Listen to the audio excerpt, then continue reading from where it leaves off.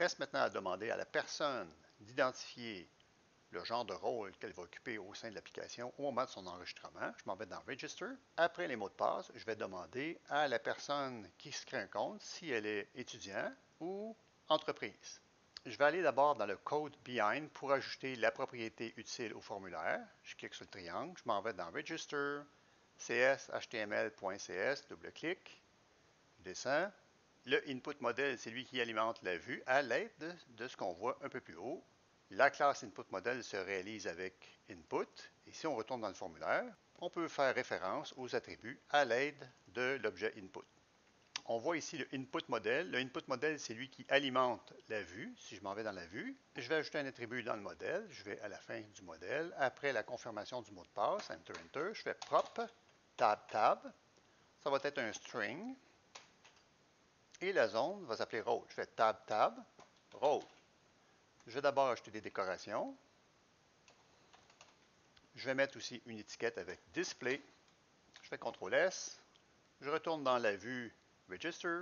Dans le bouton Submit, j'ajoute le code suivant, Enter. Le code se retrouve toujours au bas de cette vidéo dans la description. CTRL S. Je m'en vais dans Register et je vais mettre un point d'arrêt dans la méthode onPostAsync, juste à la ligne if, ici 84, pour examiner si effectivement rôle contient entreprise. J'ai roulé l'application, j'ai renseigné les informations demandées et je vais choisir entreprise comme rôle. Clique sur Register. Avec le point d'arrêt, je suis arrêté sur la ligne 84. Je vais examiner l'objet Input. Clique. Le rôle est bien entreprise. J'enlève le point d'arrêt. La seule chose qui me reste à faire, c'est d'ajouter une ligne afin d'ajouter le rôle dans la table ASP.NET User Roles. Si l'ajout a été un succès, je vais donc ajouter l'instruction avant le if qui est ici. CTRL V. On utilise le gestionnaire des utilisateurs. On lui demande d'ajouter le rôle pour l'utilisateur en question qui a été créé et qu'on retrouve ici, à la ligne 82, en indiquant le rôle qui a été choisi du value. Ces noms doivent être exactement les rôles qui sont attendus et que vous voyez dans votre table Role. Pour l'usager 4X, je vais choisir étudiant, Register. Et pour l'usager VV, je vais choisir entreprise, Register. Les deux utilisateurs ont été ajoutés, XX, VV. Je vais dilater la colonne des ID, soit un GUID. 5 CD pour étudiant. Je vais maintenant aller dans la table ASP.NET User Roles, dilater la colonne. XX était l'étudiant avec 5 CD. 5 CD, 2 étant étudiant, 2 étudiants. Et j'ai ajouté VV comme entreprise, qui est à dire CB8B. CB8B.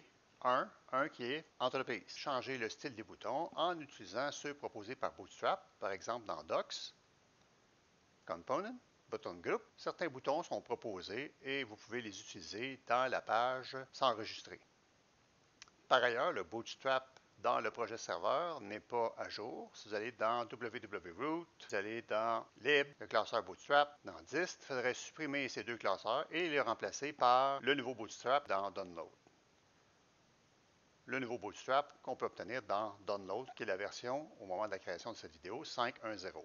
Et aussi, pour utiliser le bon Bootstrap sur la page Register, il faut aller dans CSS, glisser le Bootstrap CSS après la balise H1, aller dans JS, glisser le Bootstrap JS après le CSS. Si des gens trouvent comment affecter le nouveau Bootstrap sur l'ensemble du projet serveur, merci de me le communiquer plutôt que de le faire au niveau de la page ici, ce qui n'est certainement pas une bonne pratique.